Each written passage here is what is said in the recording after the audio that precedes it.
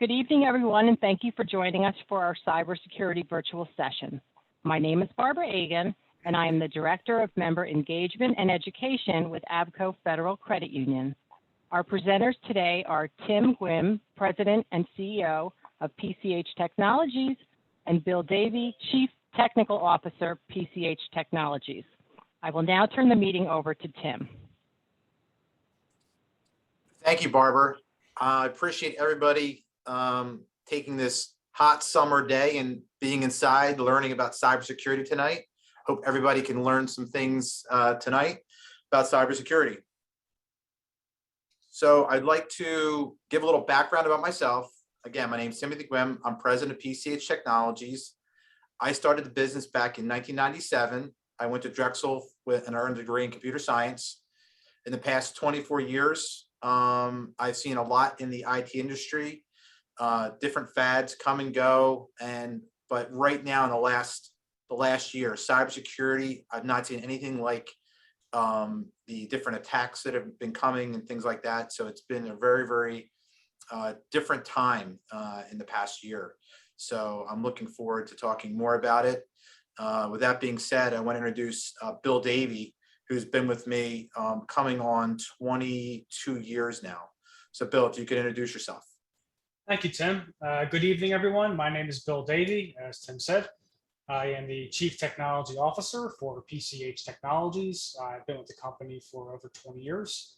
And we provide network support and cybersecurity services to companies across the country.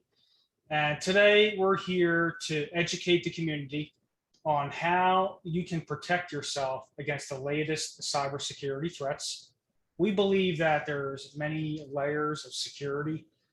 There isn't just one solution that's going to be enough to protect you against all the latest cybersecurity threats.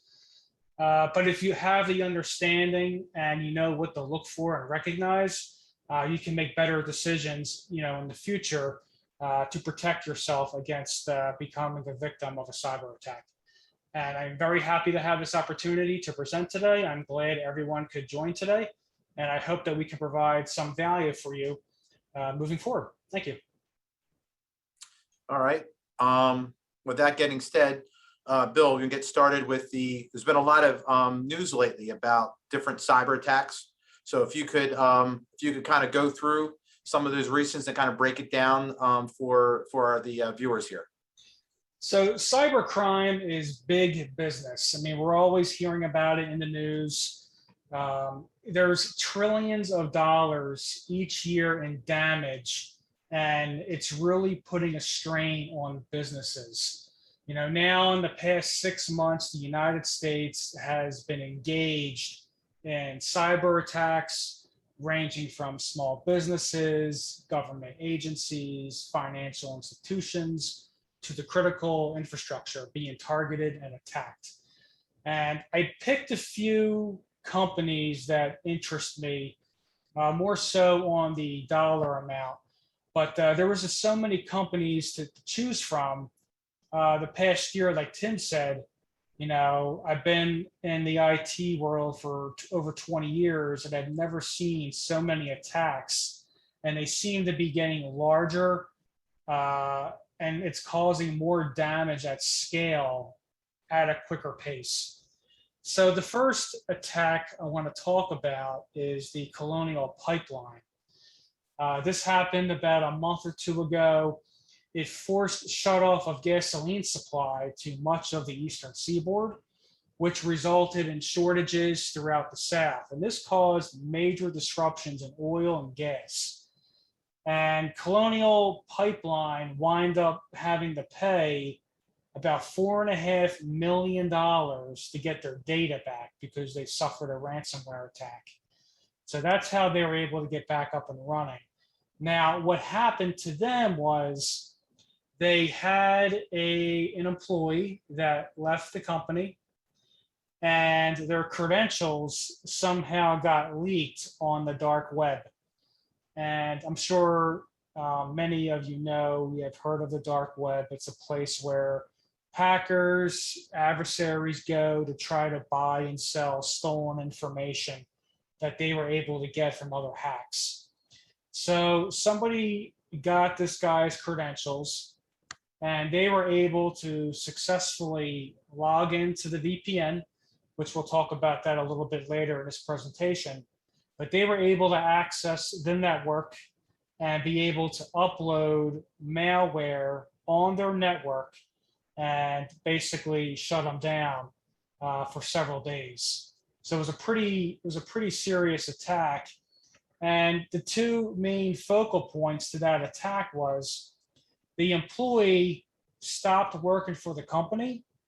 So the IT company never disabled the gentleman's account, but also they didn't have multi-factor authentication enabled, which we'll talk about a little bit later in this presentation on what that is and how that could protect you and your accounts from cyber attack. So there was two things that they could have done a little bit differently that could have prevented that attack. Another one that piqued my interest was CNA Financial Insurance. They are one of the largest insurance companies in the United States. They were locked out of their network for almost 2 weeks, and they had to pay $40 million to get their data back. And their staff wasn't able to work for about 2 weeks.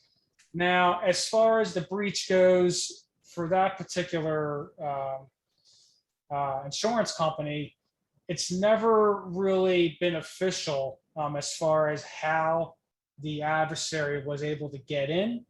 But typically it's compromised credentials, or somebody clicked on the link in an email and installed software on the computer. And that was a possible vector for the adversary to be able to get into the network. So I'm still waiting for updated information on that. But that's a lot of money to pay for a ransomware for that, for particular instance. Another company is JBS. They are one of the nation's top meat producers. They were down for a few days. They had to pay $11 million in ransom. So that was a pretty significant outage that disrupted the food supply of meats for several days. So that was those three really piqued my interest. And the final one was a water treatment plant down in Florida, where somebody was able to get access to the network, again, through compromised credentials through a program called TeamViewer. So they were able to get in. They were messing with some water levels. It was nothing too serious. But those were the four that kind of piqued my interest. And as you can see in every scenario that I described, it's just basic user credentials, just credentials getting compromised. And that's all an adversary needs to get into the network and cause some serious damage. And I will pass it over to Tim for the next slide. All right. Thanks, Bill. It's a very good summary of these different attacks. I did want to add one piece of information too, just to add to that. On the Colonial Pipeline incident, I believe they were able to recover some of the Bitcoin that was used in the transaction as well, which is very rare that happens. But that was a very good overview in the serious nature of these different attacks that are happening. So thank you, Bill. Well, so I'm going to change the subject just a little bit. These are high profile, big companies paying millions of dollars for these ransomwares when there's some things that they could have done that possibly prevented them. I'm going to talk about a personal story of mine that happened over COVID. And this is in a very, had to deal with kind of bank fraud and a thing called social engineering, which we're going to watch a video shortly about. So close family members of mine, they both got scammed into wiring money that they thought that they were getting back. They thought they were catching a Russian hacker. And what would happen is, they called in and saying, we need your help. You're going to help us catch this criminal. They had pictures of maps and catching them, said they were from Interpol. They made it seem very, very real to them.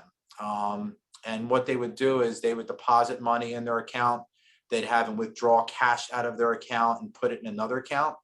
And these two individuals, one was a dean of a college, the other one was an accountant, a CPA, very, very smart individuals. And they were tricked into thinking this. So there's, it's very, very serious, the social engineering. So it's hard to trust anybody anymore when it comes to, they were tricked over the phone. They got access to their computer. They had access to their accounts. They ended up losing around $40,000 in all. They didn't get into their major retirement accounts because they're both retired. Luckily, they were able to get to those. But they thought they were getting the money. Okay, I'm going to give you $5,000. I need to take $5,000 out.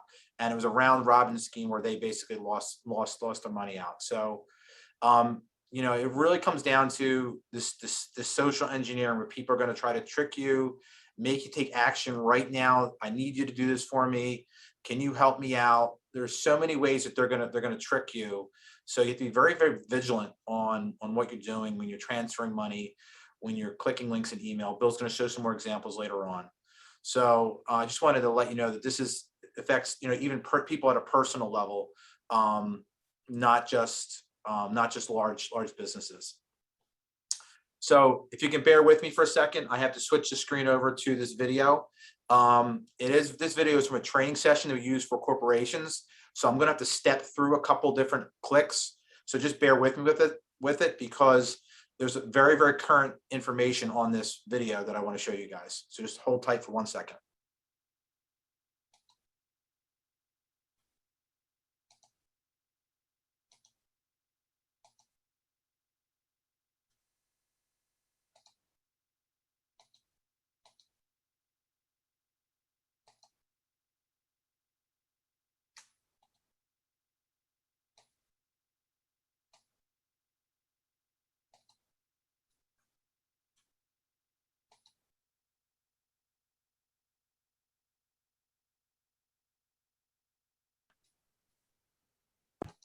Engineering attacks include. Welcome. This training module explores many of the digital threats that your organization and everyday people just like yourself face on a daily basis. The bad actors behind these threats want to compromise or break through your organization's security defenses and gain access to its valuable information. They often do this using social engineering, which is the art of manipulating, influencing, or deceiving you into taking some action that isn't in your own best interest or in the best interest of your organization. Jenny Radcliffe, a world-renowned social engineer and security expert, will share her first-hand knowledge of the threats you face. She'll go over different types of social engineering attacks, including by email, over the phone, and in person. Everyone is a potential target because it only takes a single spontaneous mistake to bring down an entire organization. Beyond covering the threats, she'll help you recognize them and learn how to prevent becoming a victim. You'll learn the red flags or signs of danger or a problem to be on the lookout for. They can be as subtle as an uneasy feeling or as obvious as an email from your HR department regarding a change to your pay that you weren't expecting. Most importantly, you will discover the actions you should and shouldn't take to protect yourself and your organization. In other words, you will become a human firewall. This is when you are able to act as a barrier between your organization's internal network and the external forces that are trying to gain illegal access.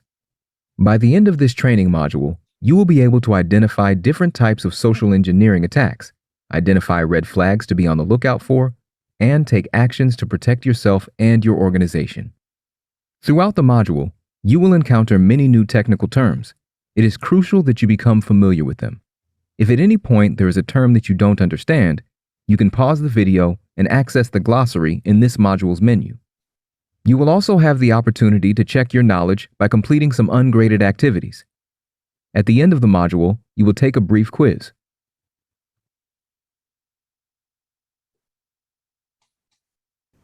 Let's get started with a brief activity.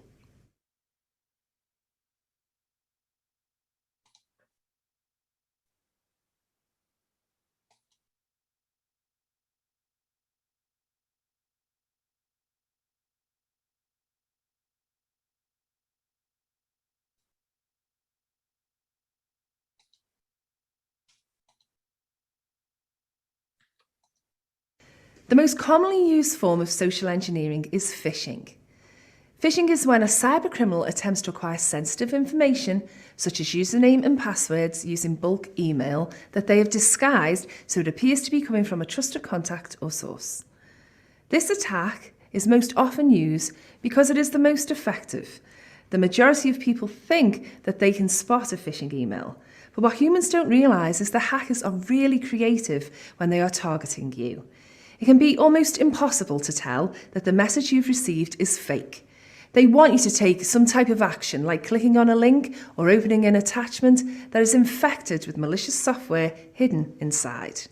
Taking that action will grant them access to your computer and your organisation's network.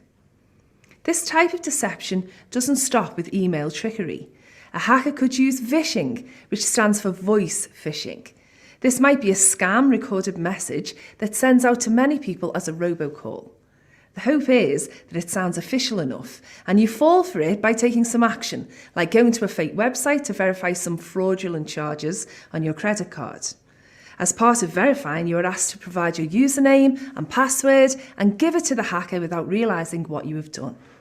Hackers can even phish you using text messages, that is SMS or short message service messages as they are technically known. This is known as a smishing attack, and it can be done anonymously from anywhere in the world. The message will usually indicate an urgent threat that you need to act on right away in order to resolve the matter. Creating that sense of urgency is a favourite hacker trick because you are more likely to make a mistake and do something you shouldn't when you don't stop, look and think before you take an action. Now, take a few moments to explore 7 areas of an email and the red flags associated with each. After that, you will complete a brief vishing activity.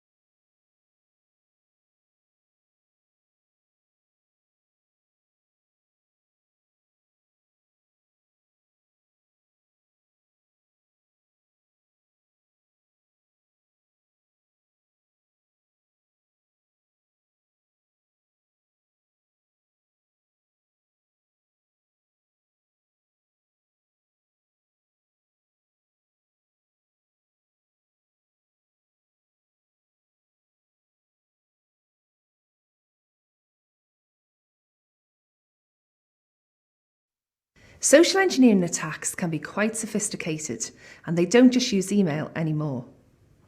Social media is a hacker's dream. When I'm preparing to perform some type of hack, I want to build a picture of everything that goes on in your organisation. To do this, I seek out all kinds of useful information about you, your co-workers, and your organisation from the information that is freely shared on social media sites. After doing my research, I've identified your weaknesses. Now I know what you care about, what motivates you, and the things that make you take action, so I can get you to let me in. I might take that information and use it to create a specialised type of phishing attack that focuses on a single individual or organisation. Because of how personalised the message is and how much detail it contains, these types of attacks really gain your trust and are highly successful. They have different names, such as spear phishing, BEC, or business email compromise, and CEO fraud. Or I could create a fake profile, which is when I create a profile that looks real using all of the information that I found online. I'll use it to contact you in a seemingly harmless way, like expressing interest in something you posted or flattering you about your profile picture. Once I have your trust, I could send you a message on social media that contains an infected attachment. Because you trust me, you'll open it without thinking, and then you'll have let me in. Let me give you an example of how I could put this all together in an attack. I might know from searching social media that you work in the accounting department and the CEO is travelling. I'll send you an email and a text that appears to be coming from the CEO telling you I need you to send funds to the account of a client I'm establishing a business relationship with. This is an urgent request, and I'll tell you I've included a link to help you get it done quicker. The next thing you know, my bank account will be filled with all your organisation's money. As you are likely noticing, many of these social engineering scams rely on my ability to create a made-up scenario that gains your trust and makes you more likely to provide the information or take the action that I want you to take. This tactic is known as pretexting, and it is a very powerful tool in the social engineer's kit. If I use pretexting on you and find you are offering some resistance, I might try to sweeten the deal by adding in some quid pro quo, which means getting something in exchange for something else. For example, perhaps I mention that if you get the transfer done quickly, then I'll give you a gift card to your favourite restaurant as a way of saying thanks.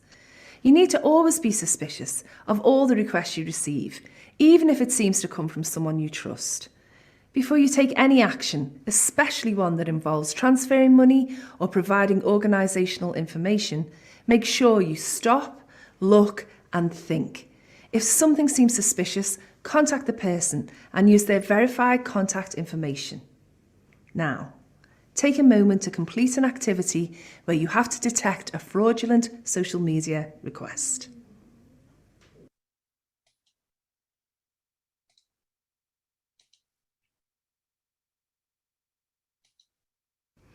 The last few types of social engineering attacks that I want to cover are physical attacks.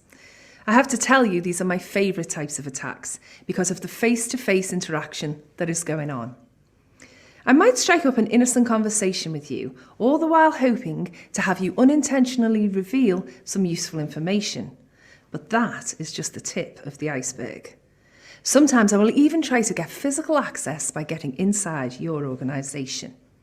I'll use those same skills to strike up a conversation with a group of employees standing outside the building. I'll tell them I've got a job interview and that I'm really nervous and excited about possibly getting hired.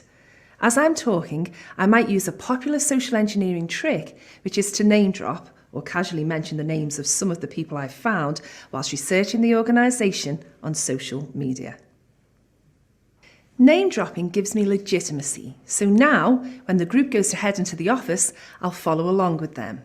This is called tailgating.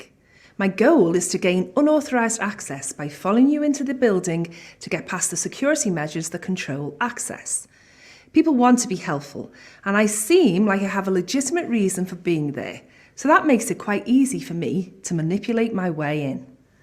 Once I'm in, I might shoulder surf, which is where I look over your shoulder to see what you are typing or have up on your screen. I'm really good at getting usernames and passwords like that. It's even better if I can find a workstation that someone has left unlocked or an unattended desk with important, sensitive printed materials just sitting out in the open. That type of stuff can be in my purse in the blink of an eye. I know this seems overwhelming, but it doesn't have to be. The best way to avoid becoming a victim is to always be aware of your surroundings. Keep your desk clean and important documents securely locked away when not in use. Also, make sure to secure your mobile devices and computer systems when not in use. Simple steps like this go a long way to stopping me from getting what I want, at least from you. It's been a pleasure sharing some of my insider knowledge with you.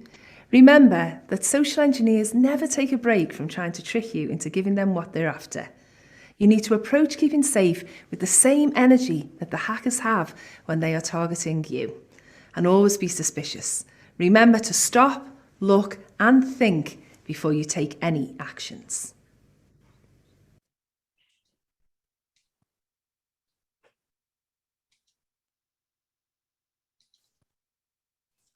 Okay, so that was our video presentation that we had. I hope you found that helpful.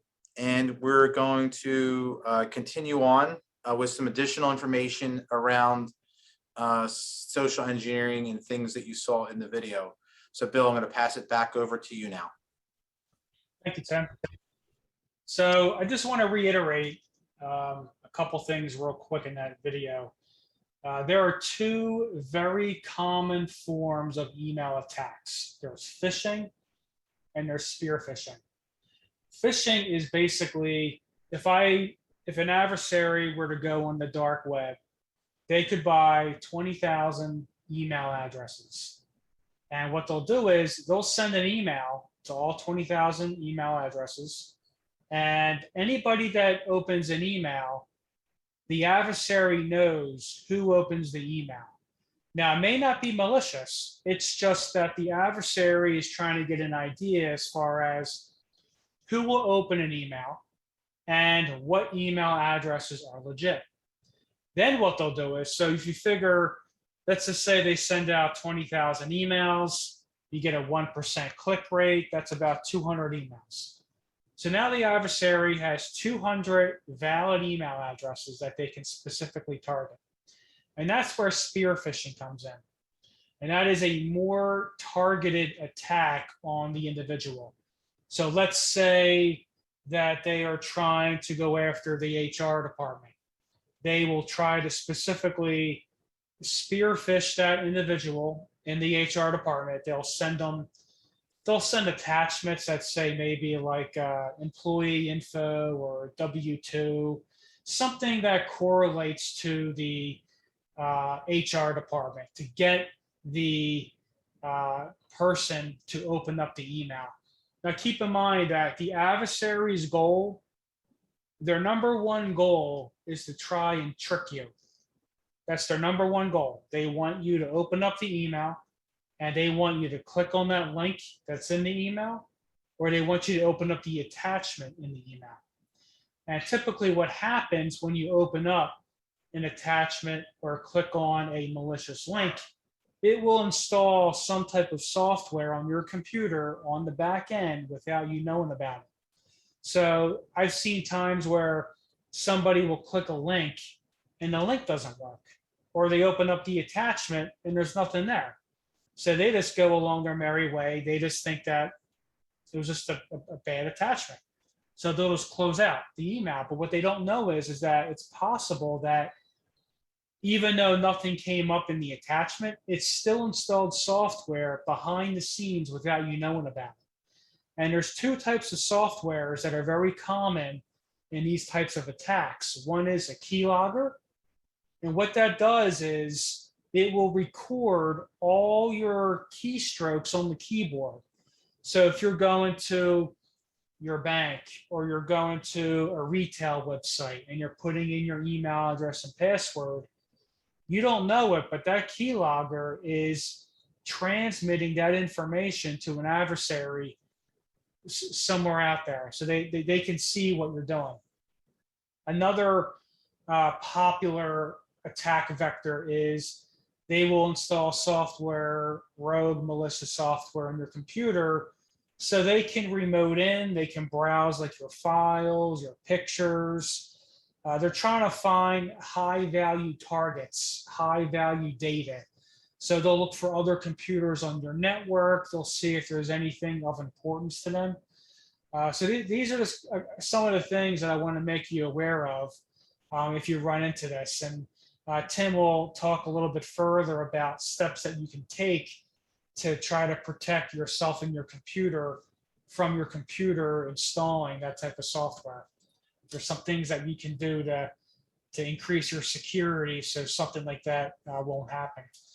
Now, as far as the email on the screen, this is an example of a phishing attack here. So as you can see, there's a few indicators here that kind of lets you know that this is not a legit email. So whenever you get an email and you're not sure, always look at the from field. So it says Amazon, so it looks legit. But if you hover your mouse over Amazon, which is called the display name, I can't do it on the Zoom here, but when you get an email, you'll be able to hover your mouse over the display name, and it will tell you the exact email address. So it says that it's coming from anozon.net. So that's a red flag right there. That is not coming from Amazon. If it was coming from Amazon, it would say amazon.net, not amazon.net. Another key indicator is the adversary will always try to create some sense of urgency. So as you can see here in the subject, it says urgent.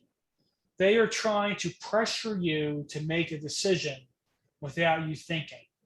So whenever you get an email and you're not sure, it's better just to be safe, go through the whole email, make sure that there's no other red flags in the email. The third item is misspellings. Now in this email, you got a few misspellings. Now everyone misspells a word every now and then. It's common. But if you have many misspellings, like 3 or 4, that's a lot. So that's another indicator that you want to take into consideration. And the final red flag for me is the link here. So now, like, I can't hover over the link, but if you get an email that contains a link, and for example, this one says amazon.com, if you hover your mouse over that link and it says anozon.net, that is a malicious link. That's not taking you to Amazon. That's taking you somewhere else. All right, next slide, please. Now, you always should be very cautious when you get any type of emails coming from any type of financial institution that's asking for routing information. It's asking you to wire money. Anything that's abnormal to you is more than likely a situation where someone's trying to get information about your banking status. So if you're ever unsure, or if there's ever someone trying to ask you to wire money, just call your financial institution. Just make sure, verify that it's legit. It's worth just spending the extra 15, 20 minutes calling your bank just to make sure that this is a legit email than something happening where you lose your money. All right, next slide. And going back to the previous attacks from the first slide, the adversary's goal is to trick you, to get you to do something, but more than likely, it's usually some type of financial, it's driven financially. So in this case here, this is called ransomware. For anyone that doesn't know what that is, you can typically get ransomware in a spam email where you click a link or an attachment that is malicious. There are some websites that you can go to that do have malicious payloads, is what they call it. When you go to a website, it downloads malware on your computer without you knowing. It does happen. It's not as common though as in email. So I'd be very careful, again, just opening up attachments and clicking on any links. But what ransomware does is it will install malicious software on your computer and it will encrypt all your data. Now, it doesn't mean that it has to happen right away. I mean, it could be a week later, it could be 2 weeks later. Some of these ransomwares is they'll drop the file somewhere on your computer and they'll wait. It has like a timer, like a clock kind of in the code. So you open up an email, you click a link, nothing happens, you think there's nothing wrong. But 2 or 3 weeks later, you find out that your computer was infected with ransomware, and it may have been from that email, from that link. So typically, there's really only 2 ways out of this. If you have a computer that you got infected with ransomware, that basically means if you open up a file, like a Word file or Excel file, you'll see your files there. You think everything's okay. But when you open up when you open up the Word file or the Excel file, it's all ones and zeros. Like you can't do anything with it because it's encrypted. So you can either, if you have a backup, always want to restore from backup. And the other method is, which is not recommended, is pay the adversary. As you can see here in this screenshot, 99% of the time they will ask for some form of cryptocurrency, which in this case is Bitcoin. So it's a whole process that you would have to go through if you were to go down that route. I would probably recommend contacting a IT professional that may have more experience in this. But let's just say you pay the adversary. There's no guarantee that you're going to get that decryption key to decrypt all your data. So you have to understand there's going to be some risk there that even if you pay, they may not fulfill their end of the bargain. And it's, government policy to never pay a ransom. As you can see, some companies do. So it just depends on your situation. And you have to understand the risks that are involved if you decide to do something like that. Thank you. Great, thank you, Bill. It was a great overview of that information. Thank you. So now I wanted to get into some practical tips on some cybersecurity best practices that hopefully apply to you personally. So in anything we do, whether it's a business or personally, you want to have your cybersecurity made in layers, okay? Like Bill said, these adversaries are very, very sophisticated. So you want to have multiple layers. So if they break through one layer, they're going to they'll have another one to get through.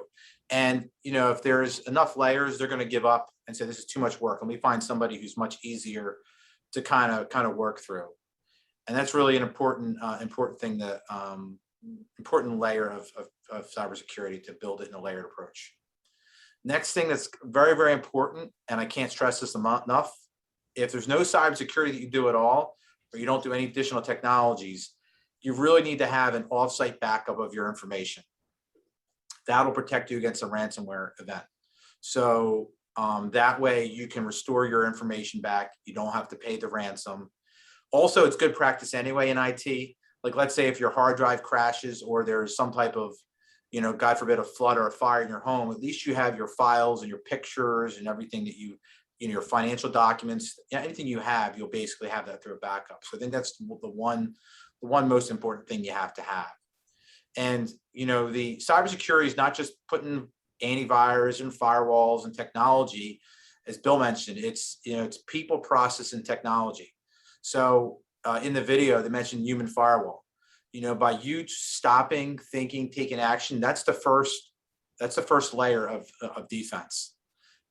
After that, if you happen to click a link, if you have an antivirus system that stops you from that malware getting approached, you'd be okay.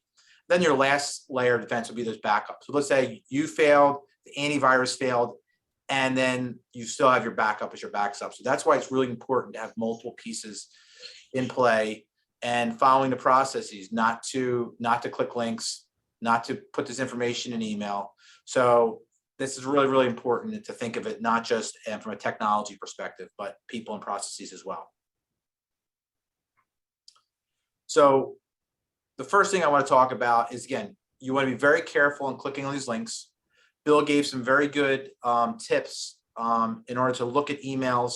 He couldn't hover over and see the information, but you don't want to click links for emails you're not expecting.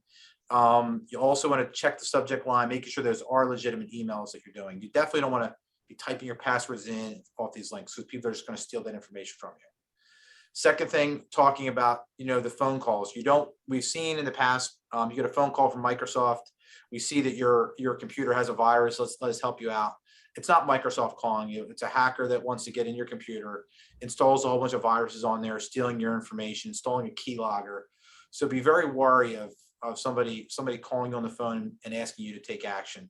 If you're not sure, you can always hang up with them and then look up Microsoft's official phone number and call that number versus the phone number they give you on the line. So that's really important to do as well. And as Bill said before, you don't want to wire money through email or getting wire instruction, things that are going to change. That's really the area they're going to try to attack on, is going to be through the email system and through these phone calls to try to get you to take action.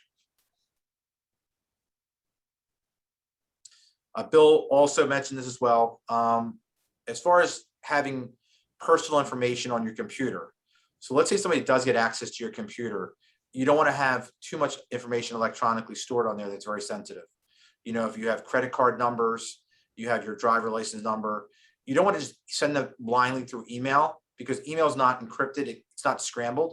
So if you do have to send something important, there's usually banks and insurance companies will have portals where you can upload this information securely and not through email.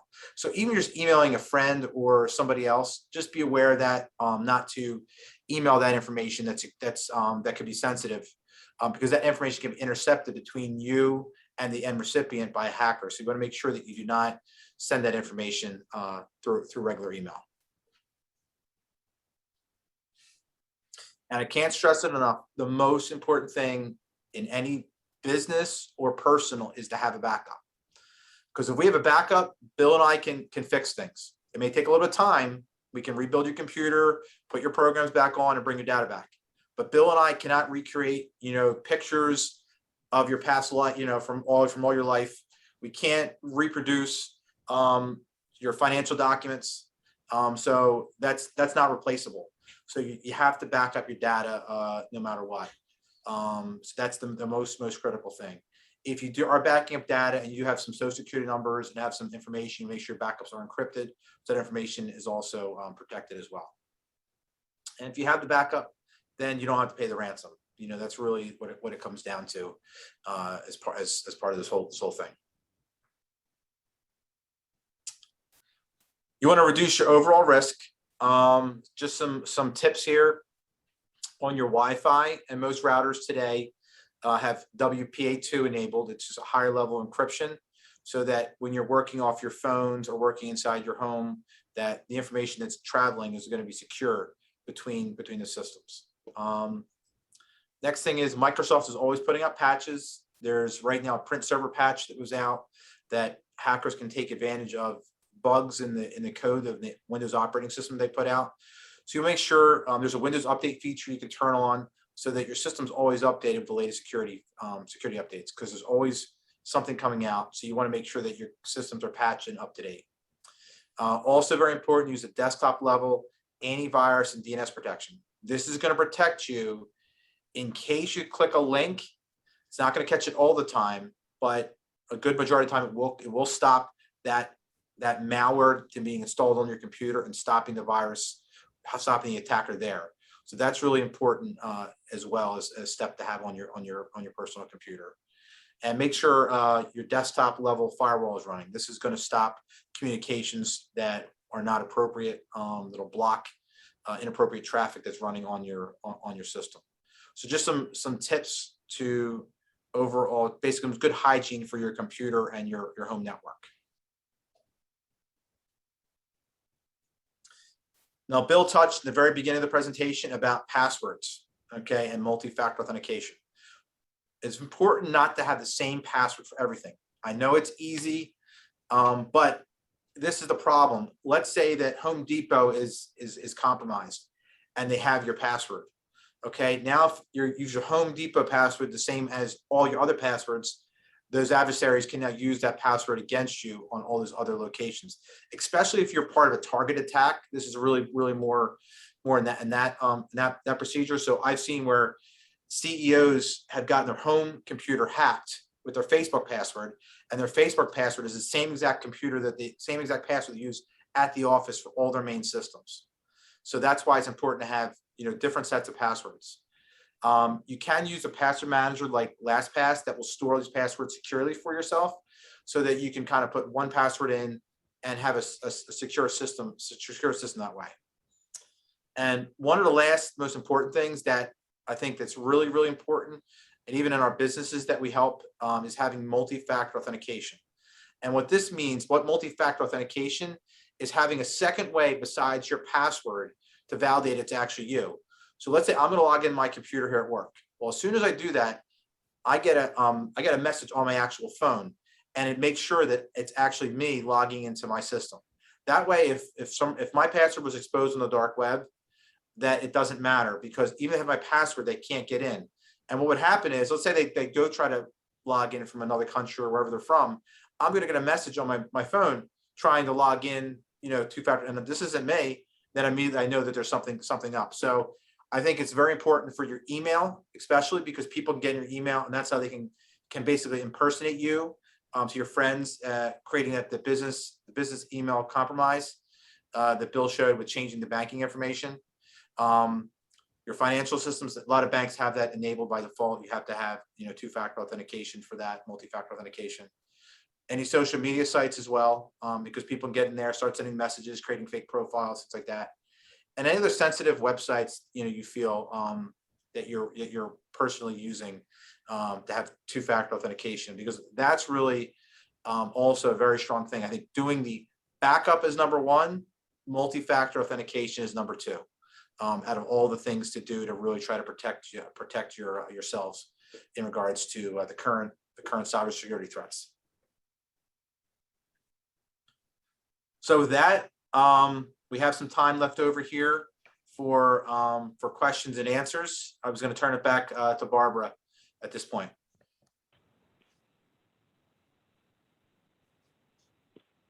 No, that was great. That was a lot of information, and I'll give folks a minute to think about what questions you may have. You can type questions into the chat window. Come on. My computer doesn't like me today. Or you can unmute yourself if you wanted to ask. While people are giving that some thought, I was actually, while you were talking, I made a list. And I mean, one went back a few years ago, but other than that, I've had about 6 attempts, different types of attempts, either me personally or people I know, like within the last couple of weeks. So I really do feel the pressure. I'll share a few of those examples, and then obviously if anybody has questions, and if not, we can wrap it up. One was back when I was working at the New Jersey Credit Union League, and one of my employees got an email from the CEO asking her if she could run out and buy him like $100 worth of gift cards. And so I was walking by, and she was like, what is he asking me to run out for? And I walk and I look, and right away I saw, first name dot last name 06 at companyname.org. And I was like, I said, that's not his email. So she had already replied. And then, so then of course the email came back again, and I had gone to a dark web conference or training session. I was like, well, what would they have done? Because I really was kind of new to that. And the end result would have been, he would have left, And then he would have emailed, said, listen, just give me the numbers off the back. And that's how the scam would have worked. So some of this stuff is really fascinating. And I see we have a question. If we've shared sensitive info via email in the past, is there anything we can do to protect ourselves moving forward to ensure that that info isn't causing us to be at risk? Bill, can you take that one? Sure. So there's a couple things that we can do here. There is a website called haveibeenowned.com, and I'll put that in the chat. And what that website is it will ask you for your email address. So you just put in your email address, you click on the button that says next, and it tells you if your email address is on the dark web. So it lets you know if this service detected your email address on the dark web. So that would be one thing. Another thing too is there's different services out there that you can acquire, like a LifeLock, to make sure that none of that sensitive information that you had in that email isn't on the dark web. And if it is, maybe you want to make some changes moving forward. And another very valuable thing is, and not many people know about it, is if you have an iPhone, your iPhone will automatically, it gives you a service automatically where it lets you know if any of your passwords are on the dark web. So for an example, if you go to like Target.com or HomeDepot.com, any type of retail store that you go on your phone and you save your password, your iPhone keeps a record of the username and password, and it will automatically check the dark web for you and let you know if that password or email address was part of a data leak or a compromise on the dark web. And it's very easy to get to. If you have an iPhone, you just go to settings, you go to passwords, and then there's something called security recommendations, and it will tell you exactly what account may be compromised, and it gives you recommendations on what you should do.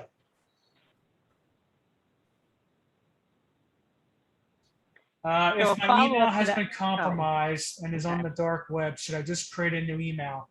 But that depends on how far you want to go. You know, I always recommend having two-factor authentication set up on my email.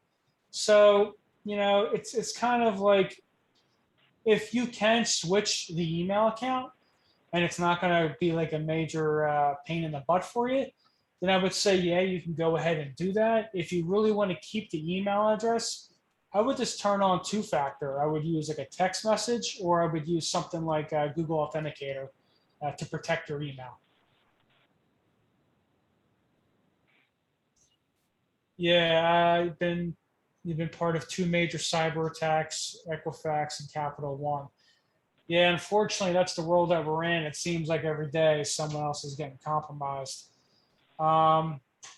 You know, if your Capital One account was compromised, then I would probably inquire about getting a new card, and then I would disable the other card, and I would probably change the user ID and password to access your Capital One website.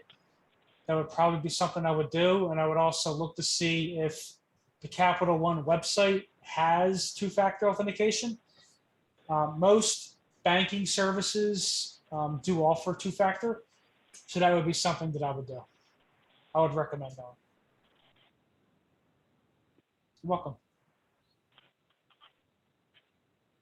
Yeah, and you can actually, for all of the trades, you can freeze or lock your credit so that people can't access your credit if you really think that you're at risk. I remember doing that years ago with all 3 trades, and then I forgot when I applied for a loan that I needed to unlock them. Yeah, it's a constant battle. I did put the link in the description there. If anyone wants to go to that, put in your email address and hit find, and it lets you know if it's part of a data leak. Thank you. You're welcome.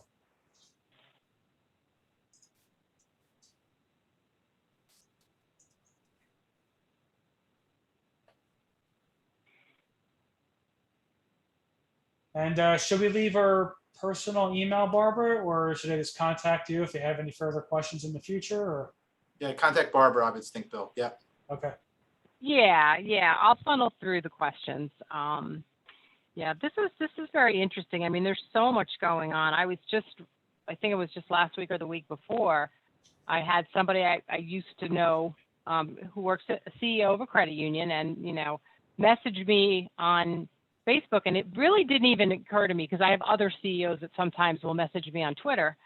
So hey, how are you? Blah blah blah, and then he's like, I can't believe, and his message was, I'm retiring because I've got this money coming in from the government. I'm like, get out of here. I'm like, let me call you. And he kept not wanting to talk to me. And that's when I started getting suspicious.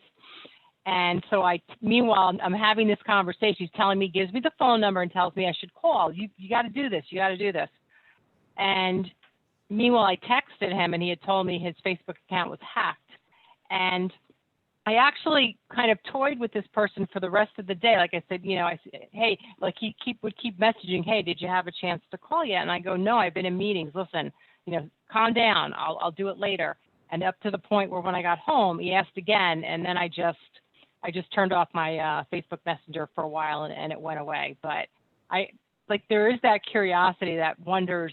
I guess if I would have called, it would have been one of those very well finessed, hey, blah, blah, blah, blah, blah, blah, blah, and trying to trick me into telling them information that they could use against me. So it was interesting.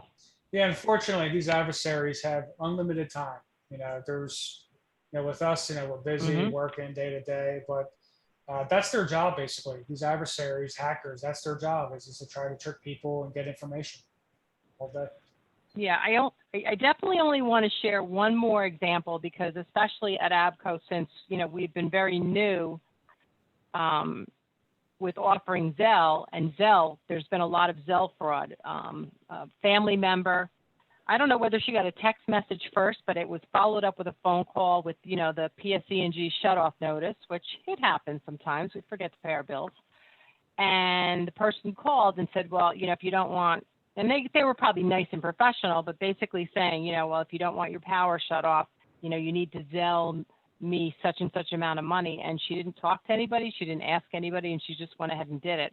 And that's why we always say you only Zelle to people you know and trust. Somebody, if you're Zelling somebody, you should have their cell phone. You should be able to call them. You don't Zelle strangers. You don't Zelle companies. And that, I just want to make sure everybody's aware of that because they're out there and they get people, and it's sad, especially when people, end up losing a lot of money.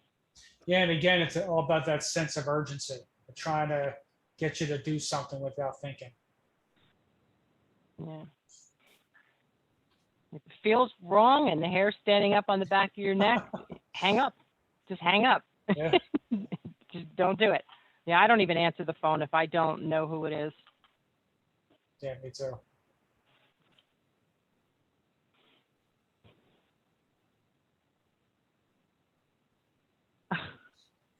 Oh, we have a comment in the chat. Oh, I guess this person likes to, keep the person on the phone. Like I said, I was kind of doing the Facebook thing all day. It was kind of funny. God knows how many people they were talking to. I'll just share one quick story real quick. You mentioned, Tim mentioned when Microsoft calls, if you have a virus on your computer, they want to remote in.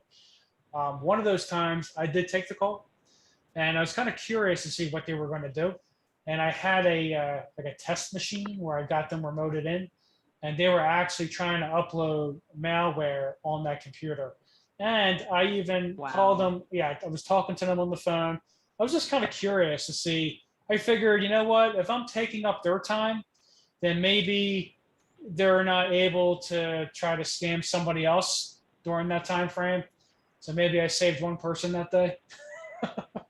But yeah, I just thought it was interesting what they do, and a lot of people just don't know. They feel like somebody's coming to help them, but in reality, they're just trying to get one over on them. It's a shame. Yeah, it's scary stuff. You have to be real careful. Absolutely. Well, if there are no other questions, I just want to take a minute to thank both Tim and Bill. This was a great session, very informative, and I think it's something that we should definitely do in the future.